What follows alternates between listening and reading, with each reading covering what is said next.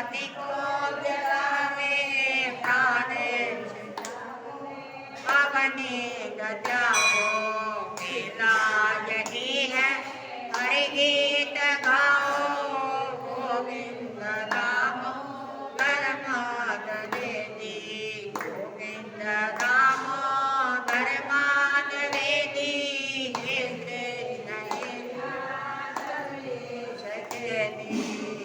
संसार के मध्यमला विलोको ऐसे मनोहरी सरोज फूल ऐसे सभी में अलिगा रहे हैं गोविंद नाम धर्माद वेदी गोविंद नाम धर्माद हे कृष्ण लीला तवन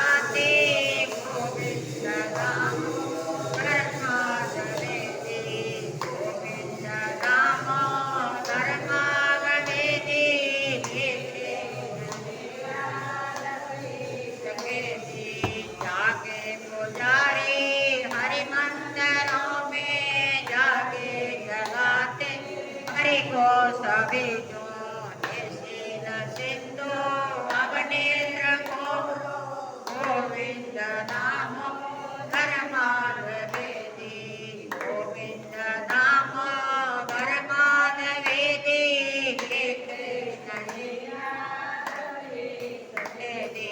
प्यारे प्यारा तो मन में विचारो क्या साथ लाए और ले चलोगे जावे जगीसा सदा पुकारो गोविंद नाम धर्माद वेदी गोविंद नाम धर्माद वेदी हे कृष्ण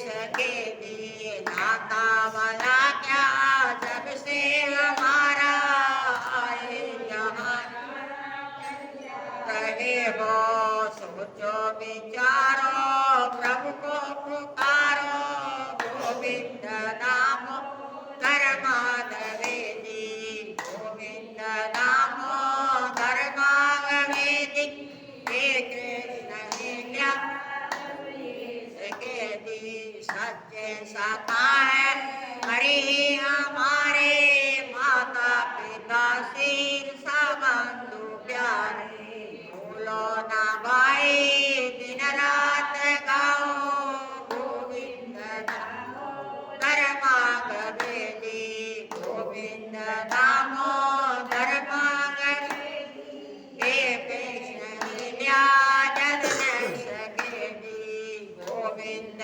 मेरी यही प्रार्थना है भूलो ना मैं नाम कभी भी तुम्हारा निष्काम होके दिन रात गाओ गोविंद नाम धर्माद वेदी गोविंद नाम धर्माद वेदी हे कृष्ण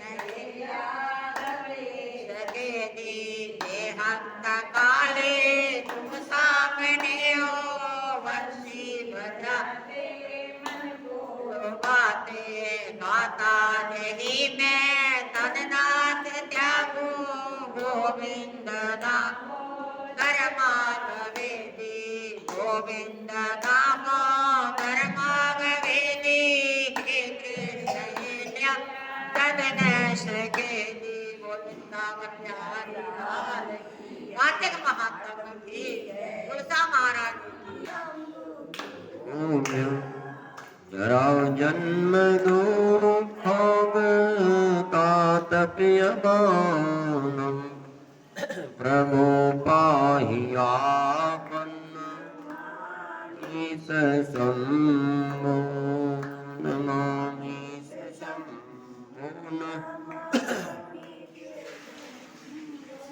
प्रभु पाहि आपन शिव समान दाता नहीं विपत विदारण रंजा मोरिया शंकर भगवान उमापति महादेव की जय वृंदावन बिहारी लाल की जय सच्चे दरबार सत्य सनातन धर्म नमः पार्वती पतये कार्तिक मास महात्म्य की जय। कार्तिक मास के पवित्र महीने में प्रातःकालीन अमृत वेला में सनातन धर्म मंदिर के प्रांगण से कार्तिक मास का महात्म्य श्रवण करेंगे। इससे भगवान के दरबार में आता भगवान के दरबार में हाजिर लगाएंगे। भगवान का श्रवण करेंगे। उसके बाद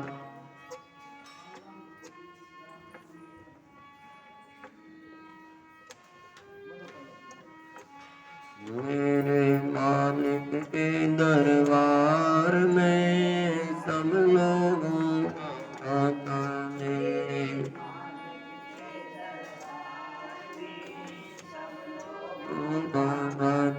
मेरे मालिक के दरबार में जितना जिसके भाग्य में होता उतना ही वो पाता। जितना जिसके पाता मेरे मालिक के दरबार में सब लोगों का खाता। मेरे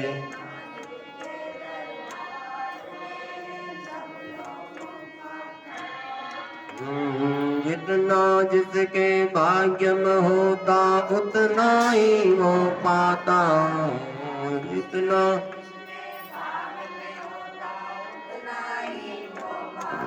मेरे मालिक के दरबार में सब लोगों का खाता। मेरे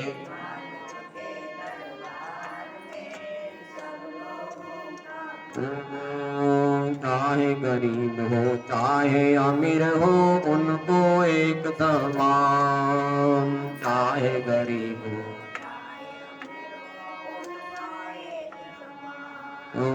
चाहे गरीब हो चाहे अमीर हो उनको एक समान।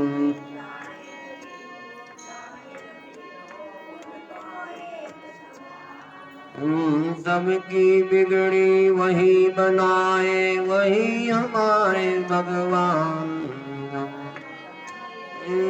वही बनाए हम सबके भगवान। मेरे बाबा के दरबार में सब लोगों का खाता।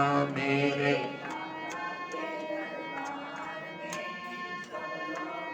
खाता मेरे मालिक के दरबार में सब लोगों का खाता। मेरे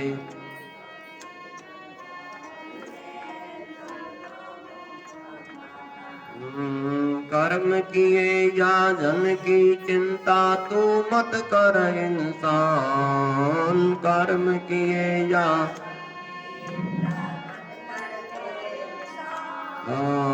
कर्म किए या धन की चिंता तू मत कर इंसान।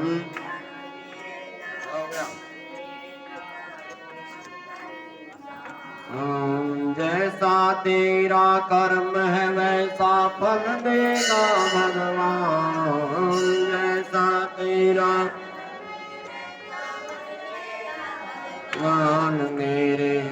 मालिक के दरबार में सब लोगों का खाता मेरे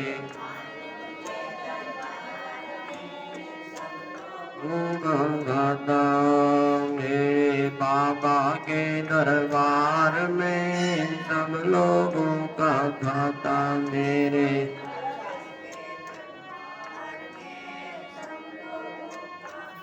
आवाज नहीं आती तुम्हारी वैसे आप लोग आवाज बहुत आती है अल्लाह गुल्ला करोगे बहुत आए अभी नहीं आएगी घर में ये तो समझ ले मानव तू 2 दिन का है मेहमान ये तो समझ ले मानव तू 2 दिन का मेहमान इतने आकर चले गए कि जाने को तैयार मेरे मालिक के दरबार में मालिक के दरबार में सब का कितने आकर चले गए जाने को तैयार मेरे बाबा के का मेरे मालिक के दरबार में सब लोगों का खाता मेरे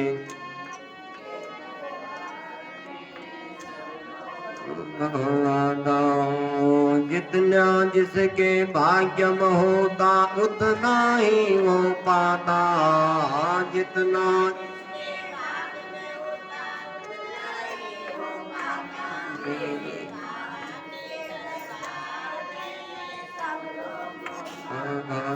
मेरे मालिक के दरबार में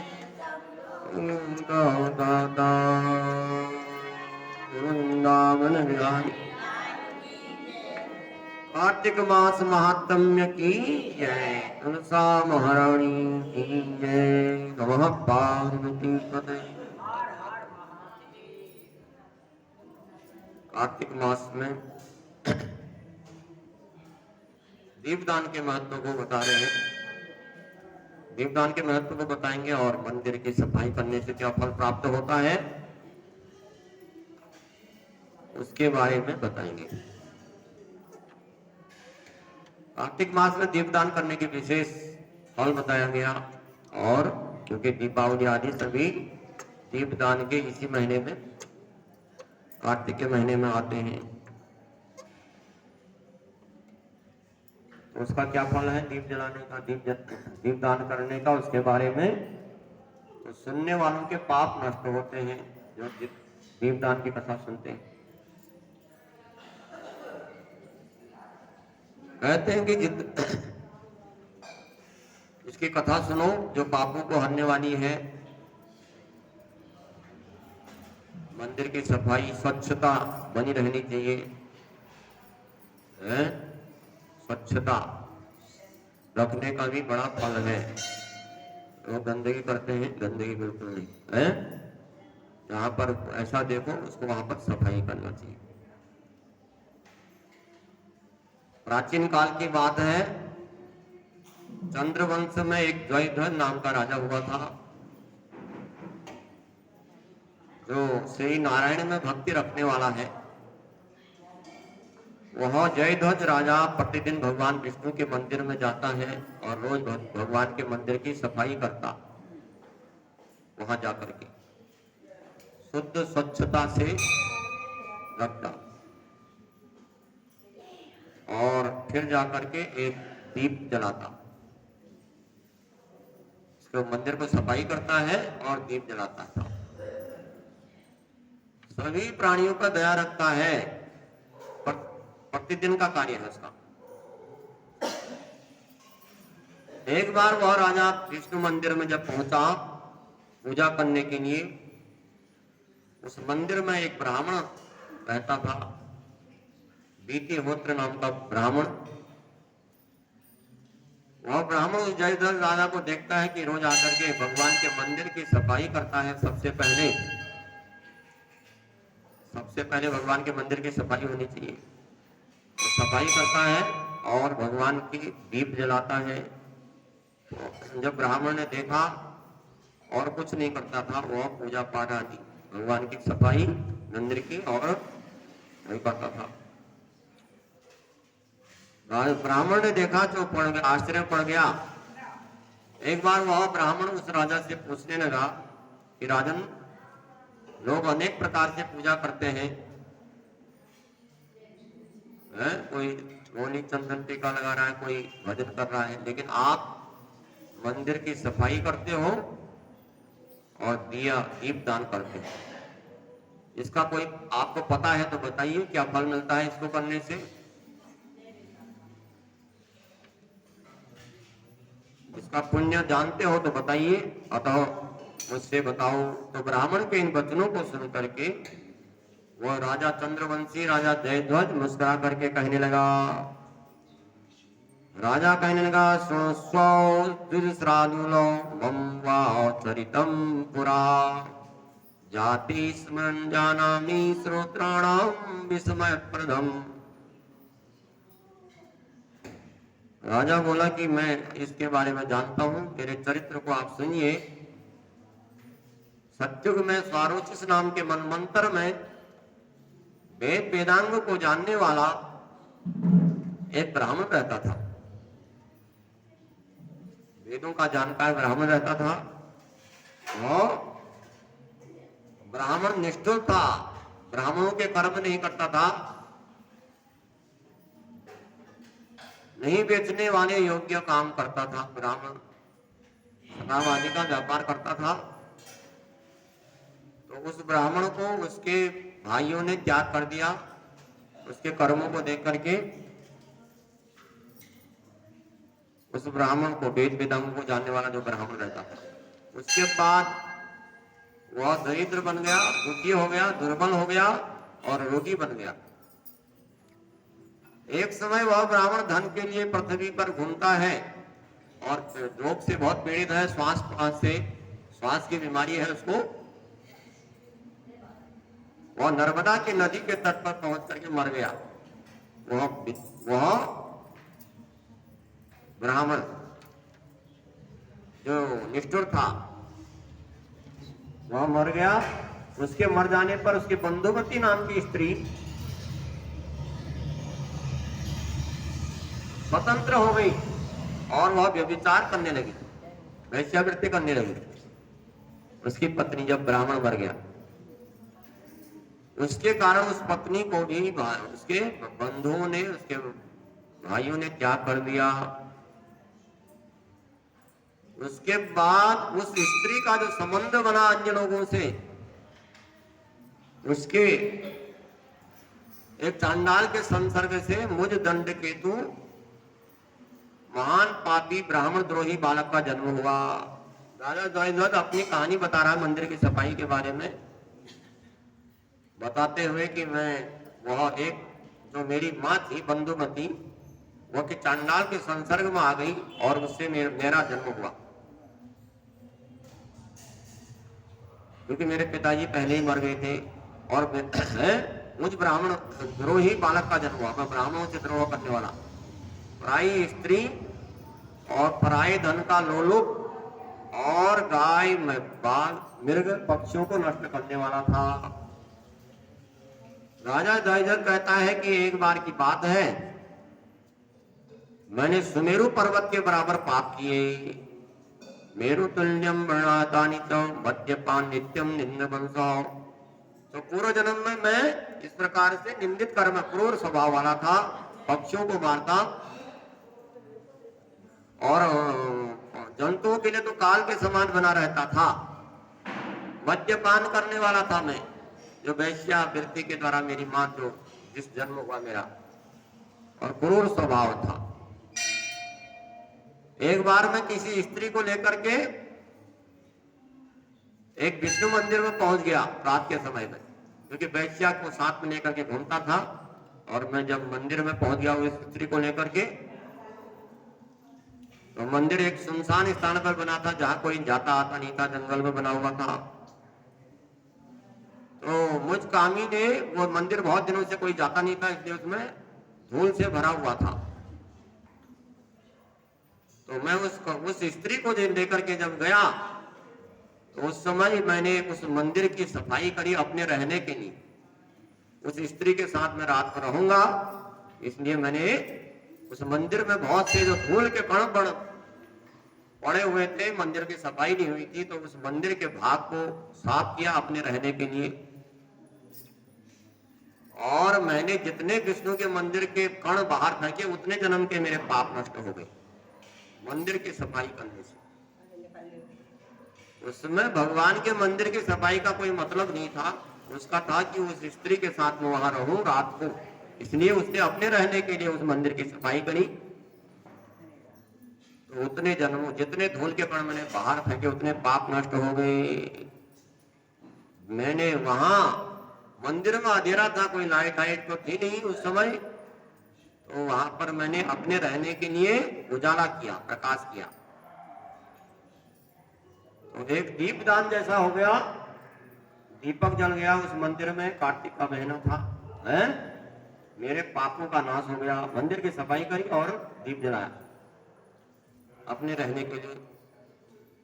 और उसी समय मंदिर में उजाला क्यों हो रहा है ऐसा समझ करके कुछ लोग आ गए कि मंदिर में तो अंधेरा रहता है, आज उजाला हो रहा है, कोई चोर आ गया ऐसा समझ करके कुछ लोग आए रात के समय में और मेरा सिर उड़ा करके चले गए। कहता है जयध्वज राजा अपनी पूर्व जन्म की कथा सुनाता है। इसके बाद भगवान मेरे सिर उड़ा करके चले गए और भगवान विष्णु को दूत मेरे को लेने के लिए आए। और मैंने ब्रह्मा जी के 100 वर्ष तक, कल्पों तक विष्णु लोक में निवास किया मंदिर की सफाई करने से। मेरे को वैकुंठ धाम मिला उस पुण्य के प्रभाव से। जो मैं वैश्या को लेकर के मंदिर की सफाई करना किया था, मैंने उसको लेकर के गया था और मेरे दुष्कर्म नष्ट हो गए, पुण्य कर्म प्राप्त हो गए। तो इससे मेरे को पुण्य के प्रभाव से यदुवंश में मैं जन्मा, चंद्रवंश में, और उसी फलस्वरूप मेरे को अपार संपत्तियां और राज्य प्राप्त हुआ। तो क्या बता रहा है कि उसका सफाई करने से मेरे को राज्य प्राप्त हो गया। मंदिर की सफाई करने का फल,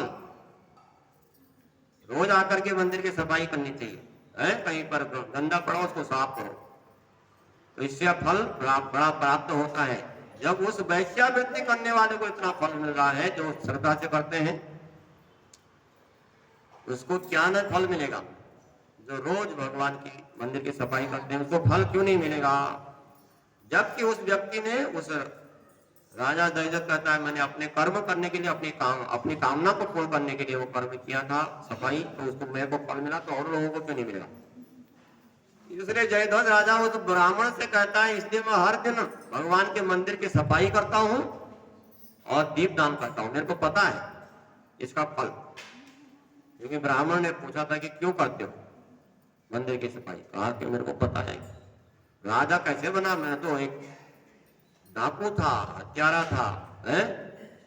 जुआरी शराबी था, लेकिन मैंने जो मंदिर की सफाई की और साफ किया, उससे जो दीप जलाया, उससे मेरे को ये राज्य प्राप्त हुआ।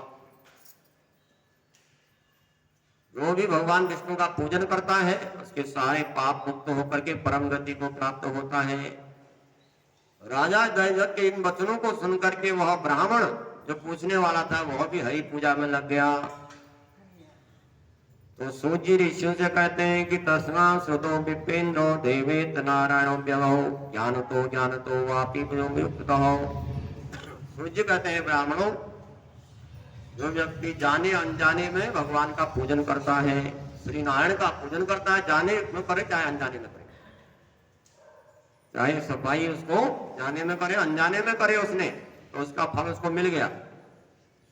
उसी प्रकार जो भी मनुष्य भगवान की पूजा जाने अनजाने में करता है उसको भगवान मुक्ति प्रदान करते हैं। सूर्य कहते हैं अनित्यानि शरीराणि वैभो नैव शाश्वतो नित्यम सन्नितो मृत्यु कर्तव्यो धर्म संचय हो। तो सूर्य ऋषियों को सावधान करते हैं कि हे मनुष्यों, तुमको मनुष्य जन्म मिला है, ये शरीर अनित्य है, शरीर रहने वाला है नहीं, और धन भी नाशवान है। जिस शरीर की हम इतनी लिपाई पुताई करते हैं, इसको 2-2 घंटा लगा देते हैं ब्यूटी पार्लर में, है? ये शरीर की रक्षा नहीं कर पाओगे, ये नष्ट होने वाला है, और धन भी नाशवान है, और मृत्यु जब जब आ सकती है, कभी भी मृत्यु आ सकती है। आजकल कभी भी, जब भगवान ने जितना समय दिया है, इसलिए क्या करना चाहिए? धर्म संचय करना चाहिए।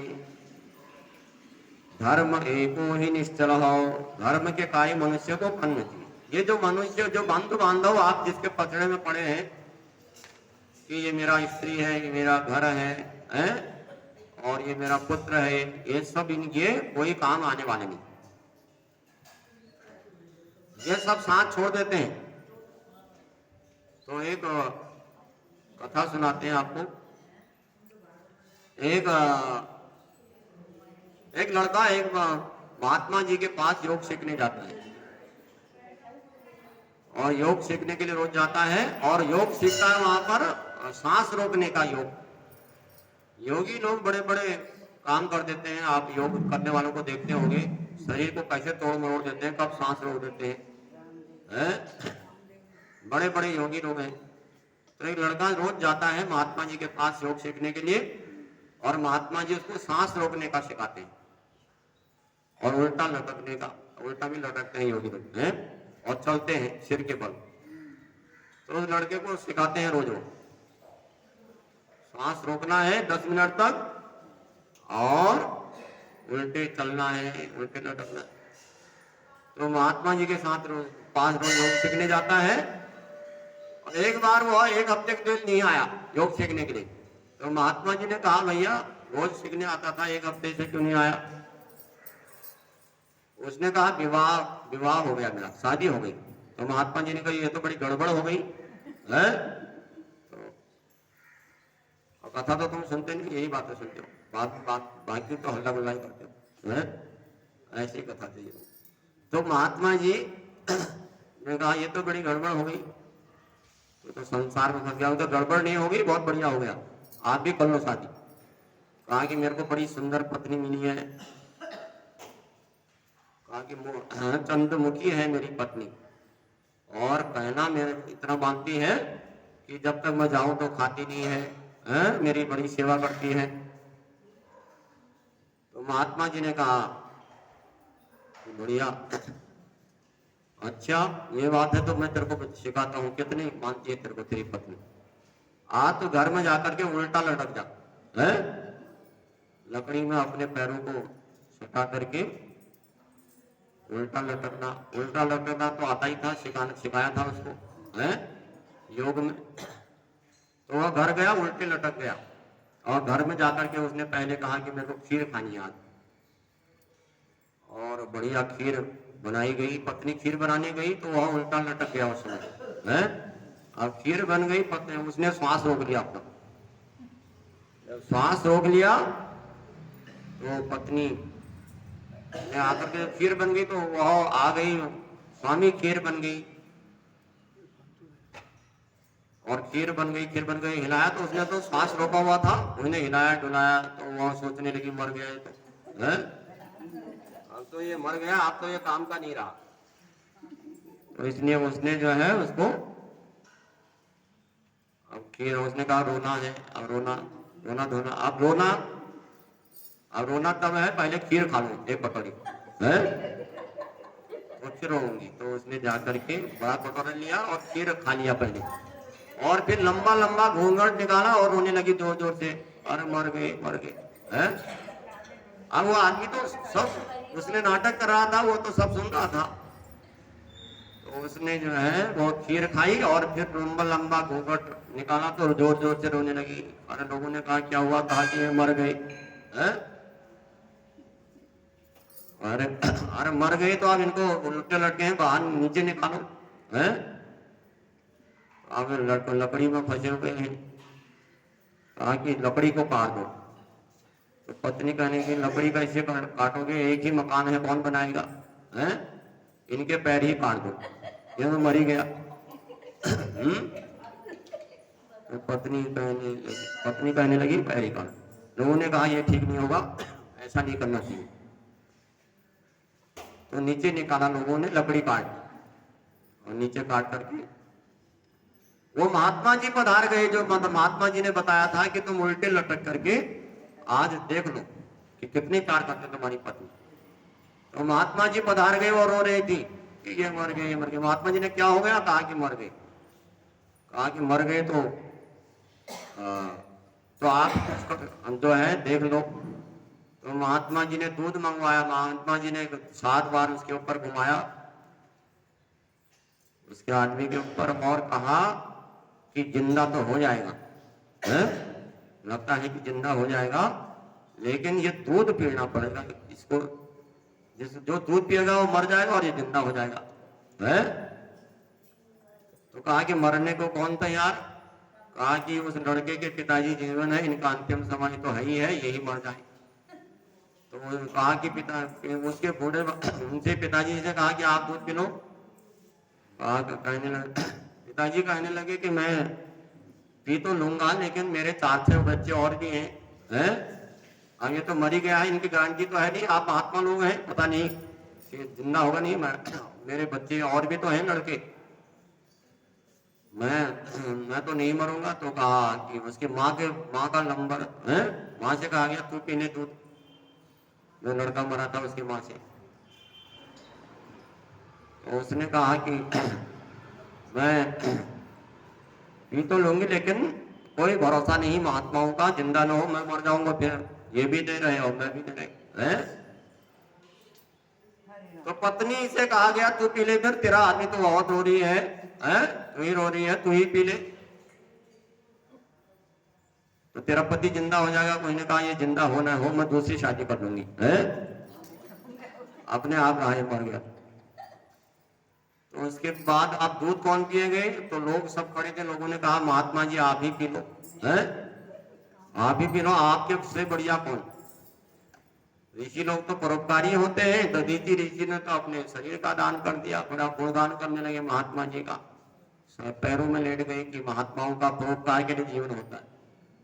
शिवी ने कबूतर के लिए अपनी जान दे दी है। इसी प्रकार से उदाहरण देने लगे, बहुत ज्ञान का उपदेश करते हैं लोग दूसरे के लिए, और जो अपना नहीं करते है। तो कहा कि आप ही पी लो। कहा महात्मा जी ने कहा मैं पी लूं? लो मैंने बताया तो मैं ही पी लूं, बताओ। तो दूध में कुछ पड़ा तो नहीं था, कोई अमृत तो जो जहर तो था नहीं। महात्मा जी ने कहा मैं पी लूंगा। लो उनका जरा इलायची डाल दो, है? महात्मा जी से पत्नी ने कहा चीनी डाल दो, वो भी खुश हो गई जो पत्नी ने। तो बढ़िया बढ़िया केसर डालने लगा, कोई चीनी डालने लगा, उसमें महात्मा जी से कहा आप पी लो। तो महात्मा जी ने पी लिया दूध। महात्मा दूध का क्या होना था, दूध तो दूध ही था, मरना तो था नहीं। वो तो महात्मा जी ने उसकी, मेरी पत्नी बड़ी मेरे बिना नहीं रह सकती, मेरा मैं क्या नहीं रह सकती, इसके लिए बताया। तो महात्मा जी ने कहा कि उठ जा चेला, है? तो चेला उठ गया, फिर जो रोके हुए था सांस। महात्मा जी ने कहा देख लिया अपने घर वालों का हाथ, है? खाली रोते हैं, और ये जब 13वीं के दिन गोलगप्पे खाते हैं, फिर वो खाते हैं मिठाई रसगुल्ले, और कितना रोएगा आदमी, है? सब रसगुल्ले खाते हैं, मरने वाला मर जाता है, और रोते रहते हैं, कभी हंसते भी हैं बीच में भी। कोई आ गया तो फिर रोने लगते हैं, तो दिखावट करना है। तो शरीर जो है अनित्य है, कोई किसी का नहीं। धनानि भूमो पशवश्च गोष्ठे आर्या गृहे जन्हा शमशाने, हैं? ये धन और भूमि यहीं पड़ी रह जाएगी। धनानि भूमो पशु, और गोष्ठ पर पशु पर पड़े रह जाएंगे, और जन्हा शमशाने, शमशान तक लोग जाते हैं, बाकी कोई बंधु बांधव नहीं जाता। इसलिए कहते हैं कि मृत्यु कभी भी आ सकती है, धर्म करो, धर्म का संचय करना चाहिए। कोई भी किसी का, संपत्तियां नाशवान है, और शरीर की मृत्यु निश्चित है। यह बात तो है कि मृत्यु होने वाली है। तो इसलिए भगवान की आराधना करनी चाहिए। मनुष्यों घमंडी क्यों बनते हो? इसकी रक्षा भी नहीं कर पाओगे शरीर की, औरों के तो क्या करोगे? जो शरीर तुम्हारे पास है उसकी रक्षा नहीं हो पाएगी। संपत्तियों की तो क्या बात है। जब करोड़ों जन्मों के पुण्य मिलते हैं तब जाकर के भगवान में भक्ति उत्पन्न होती है। सब में भगवान की भक्ति नहीं होती। जिनके बहुत सारे पुण्य इकट्ठे होते हैं तभी भक्ति करने का मन होता है, नहीं तो सोने का मन होता है, आलसी बने रहते हैं। तो श्रद्धा, गंगा में स्नान करना, सभी के पास पैसा है, गंगा में स्नान करने के लिए सभी लोग चले जाते हैं आजकल, बड़े बड़े लंबी यात्राएं कर लेते हैं। और अतिथियों का पूजन कर सकते हैं, अतिथियों का सत्कार, यज्ञ भी बड़े धन वाले हैं, यज्ञ भी कर सकते हैं, लेकिन भगवान विष्णु की भक्ति बड़ी दुर्लभ है। बड़ी मनुष्य योनि बड़ी कठिनता से मिलता है। 84 लाख योनियों के बाद मनुष्य योनि मिलती है। कभी कीड़े मकोड़े, कभी पेड़ पौधे, कभी पशु पक्षी, हैं? तो 84 लाख योनियों के बाद मनुष्य जन्म मिलता है। तो इसके लिए इसको व्यर्थ न गवाया जाए, नहीं तो यमलोक तो नजदीकी है जब यमराज के दंड मिलेंगे। तो इसलिए क्या करना चाहिए? कहा कि जन्म कोटि पुण्यम समर्जित हो। तो अगर समुद्र से इस दुर्लभम प्राप्य मनुष्यम तत्वम जनातुस्त्रम भवसागरम, अगर तुम इस संसार रूपी समुद्र से पार होना चाहते हो तो हरि भक्ति रूपी नाव का आश्रय लेना चाहिए, भगवान की भक्ति करना चाहिए। भगवान जगन्नाथ की पूजा के लिए बारंबार कहते हैं जो महात्मा उनकी पूजा करते हैं वो धन्य हो जाते हैं। नारद जी पृथ्वीराजा को एक कथा सुनाते हैं, कहते हैं कि धनराजन धर्मज्ञ यथाचित प्रियते हरिरस्व स्वामी दारिद्र्यं परम दीन प्रदो रहे। जो व्यक्ति श्री भगवान हरि के प्रति प्रीति रखते हुए अपनी इच्छा से दीपक जलाते हैं कार्तिक के महीने में या दूसरों के दिए उकसाते हैं, जो बुझ रहे हैं दिए, और एकादशी से पौर्णमासी तक बहुत लोग दिए लगाते हैं लेकिन जलता एक भी नहीं है,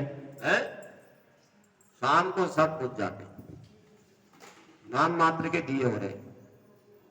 तो उनके जो जलाते हैं, जो दिए बुझ रहे हैं, उनको जलाने वाला व्यक्ति को भी उतना ही फल मिलता है जो जलाने वाले को। या तो जलाओ या उनको जलने दो, एक ही दिया जलाओ बड़ा, जिसमें दिया जलता रहे 5 दिन तक, सबका तेल पड़ जाए, है? और 5 दिन नाम मात्र के दिए लगा दिए और दूसरे दिन सुबह सब बुझे हुए लगते हैं, पता नहीं कौन किसका दिया, पता ही नहीं चलता। तो मंदिर में दीपक जलाने का उकसाते भी हैं दूसरे के दिए को। कोई ऐसा व्यक्ति हो कि उनको जलाता रहे करे और उनको तेल डालता रहे तो उसका उतना फल है। श्रद्धा तो उसको बड़ा फल मिलता है। तो ये दिए उकसाने का एक कथा सुनाते हैं। जो दिया तो और लोग जलाते थे, एक किसी ने दिया उकसाया तो उसको क्या फल मिला। उस कथा को बनाते हैं कि मनु के वंश में रैवत नाम का राजा का पुत्र भद्र बुद्धि हुआ, उसका सुदर्शन नाम का पुत्र हुआ, अत्यंत तेजस्वी, विद्या कला में निपुण था और रूप की प्रतिभा था। राजा भद्रबुद्धि का पुत्र सुदर्शन नाम का पुत्र बड़ा रूप में बड़ा मतलब ऐसा था कि भगवान ने इसी को बनाया, रूपवान था। भद्रबुद्धि की नर्मदा के तट पर थी, उसका पुत्र विषय भोगों में लिप्त बना रहता था। एक बार वह सुदर्शन नाम का पुत्र शिकार खेलने के लिए जंगल में गया और उसने वहां बहुत से हिरणों को जाल में फंसाया। तत्पश्चात उस सुदर्शन के साथ बहुत से लोग गए थे। वो हिरण को लेकर के, मरे हुए हिरण को लेकर के थोड़ी दूर नदी के तट पर पहुंचे। उस रात उन्होंने वहां हिरण के मांस को खाया और प्रातः काल हुआ, सुदर्शन जो जंगल में गया था रात को वहीं पर पड़े रहे और दूसरे दिन सुबह उठ करके उस नदी की उसको देखने के लिए चारों तरफ घूमने लगा सुदर्शन। उसकी सुंदरता को देखने के लिए। और घूम रहा था कि घूमने वाले लोग आजकल पार्कों में भीड़ लगी है, ऐसे ही घूम रहे थे, हैं? सुंदर स्थानों पर कोई इंडिया गेट जा रहा, कोई कहां जा रहा घूमने के लिए, हैं? ऐसे ही सुदर्शन भी घूमने लगा नदी के किनारे पर। और एक मदालसा नाम की गौड़ देश के राजा की पुत्री मदालसा अपने सखियों के साथ वहीं पर वो भी घूमने आई हुई थी। इधर सुदर्शन राजा भद्र बुद्धि राजा का पुत्र घूम रहा है, उधर मदालसा अपने सखियों के साथ घूम रही थी।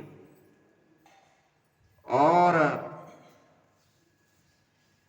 एक दूसरे को देख करके मोहित हो गई, तो एक दूसरे को देख करके मोहित हो गए मदालसा और सुदर्शन। और कहते हैं कि तदुपरांत पीड़ा करने लगी। सुदर्शन अपने साथियों को छोड़ करके अकेला ही नदी के उस किनारे पर पहुंचा जहां पर मदालसा थी। उस समय बहुत सुंदर नेत्र वाली स्त्री एक वृक्ष के ओट में छुपी हुई थी मदालसा। और मदालसा से सुदर्शन ने पूछा, कौन हो, किसकी कन्या हो? कहा कि राजा की पुत्री हूं। अपने वंश के बारे में बताया, पिता का नाम बताया। सुदर्शन ने देखा कि ये ठीक है, मैं भी राजा का पुत्र हूँ, ये भी राजा की पुत्री है, तो विवाह योग होना निश्चित है, बोले योग्य है। क्योंकि जाति क्या क्या देखा जाता है, गुण खानदान आदि सब कुछ देखे जाते हैं, अपनी जाति बिरादरी का, अपने वो सब कुछ, तो सब कुछ देख करके विद्या में, कौशलता में, रूप में देख करके सुदर्शन ने उस मदालसा के साथ विवाह कर लिया। गंधर्व विवाह, प्रेम विवाह, 8 प्रकार के विवाह होते हैं, उसमें गंधर्व विवाह हो जाता है? उनमें नदी तटवर्ती अब दोनों सुदर्शन लालसा का विवाह हो गया। गंधर्व विवाह, दोनों वन में घूमने लगे।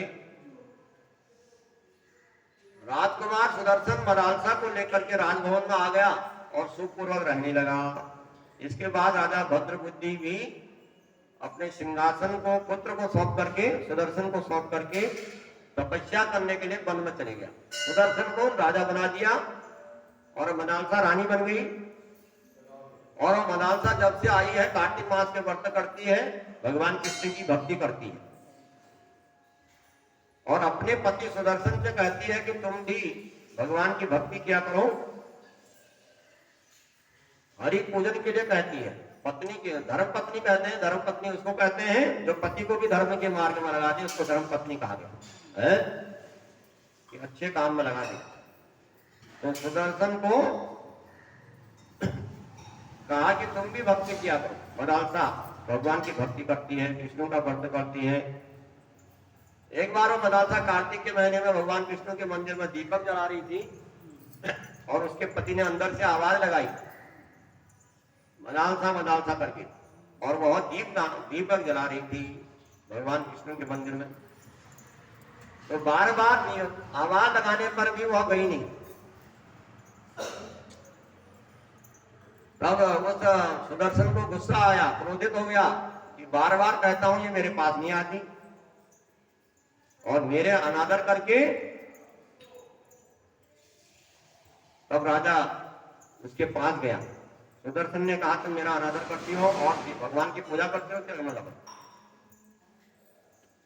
घर में झगड़ा करके आए और मंदिर में पूजा करे, उसका कोई मतलब नहीं है?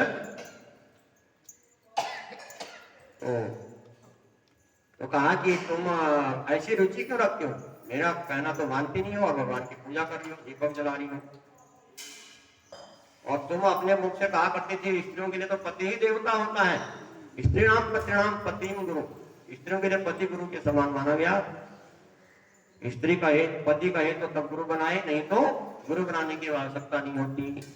तो पति मना करे तो गुरु भी न बनाए। तो तुम ही तो कहते थे कि पति देवता है, होता है, तो और मेरे कहना तुम मानती नहीं हो, बार बार आवाज लगाता हूं। तो मदालसा हंसते हुए कहने लगी, मदालसा बोली महाराज मुझे दीपदान की ज्ञान है, अद्भुत महिमा क्या होती है कार्तिक के महीने में, इसलिए मैं आपसे भी कहती हूँ कि आप भी दीपदान किया करो। पत्नी को गुस्सा नहीं आया, उसने समझाया पति को, तो राजा का क्रोध शांत हो गया।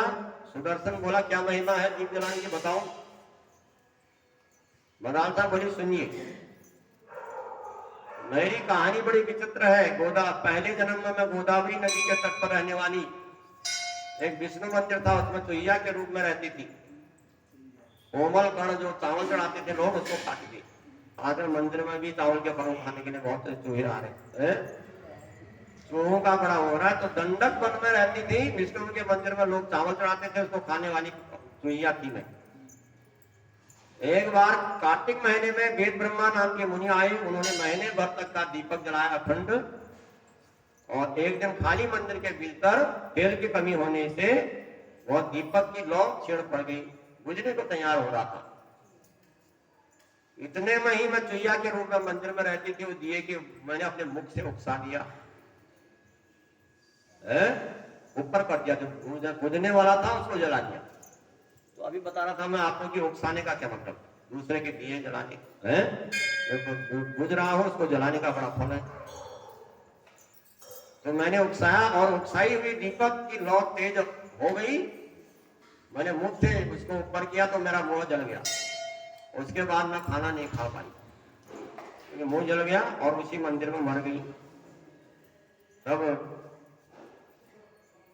मेरे द्वारा उकसाया हुआ दिया बहुत दिनों तक जलता रहा। उसी के पुण्य के प्रभाव से मैं इस जन्म में आप इतनी सुंदर हूं, दीपदान करने के प्रभाव से इतनी सुंदर बनी हूं। और ये दीपक उकसाने के प्रभाव से मैं आपकी रानी बन गई। नहीं तो मेरा क्या सौभाग्य, मैं तो चुहिया के रूप में थी। और जब दीप को उकसाया है, दीप जलाया है, उसके प्रभाव से रानी बनी हूं। इसलिए यह स्मरण है। ये तो जो है, यदि श्रद्धापूर्वक भगवान विष्णु के मंदिर में अखंड दीपक जलाए जाए तो उसका पुण्य कौन कह सकता है। तो मदान साहब कहते हैं, इसलिए आपसे कहते हो कि दीपदान किया करो। सुदर्शन आश्चर्य पड़ गया और कार्तिक मास में नियम के अनुसार वह विष्णु की पूजा करने लगा और दीपदान करने लगे। और दोनों पति पत्नी हरि पूजन करते हुए प्रसन्नता पूर्वक रहे। अंत में इस शरीर को त्याग करने के बाद विमान पर बैठ करके विष्णु लोक को प्राप्त हुए। तो दीप जलाने का महत्व है। दीपक जलाना चाहिए और उसको, या बुझ रहा हो तो उसको जलाना चाहिए, अखंड दीपदान है। और मंदिर की सफाई के बारे में आपको बता दिया पहले कथा के प्रभाव से है। तो देवताओं का अनुभव, इसलिए प्रतिदिन भगवान के मंदिर की सफाई और दीपदान हो, ये राजा जयद्रथ करता है, उसको इसका पुण्य प्राप्त है। तो दीपदान और सफाई का, मंदिर की सफाई का पुण्य आपको बता दिया। आज का समय इतना ही, कल की उसमें सुनाएंगे। बोलो कार्तिक मास महात्म्य की जय, कथा विसर्जन राम लखन सदा करो कल्याण, सियावर राम जय जय राम। श्री कृष्ण गोविंद हरे मुरारी।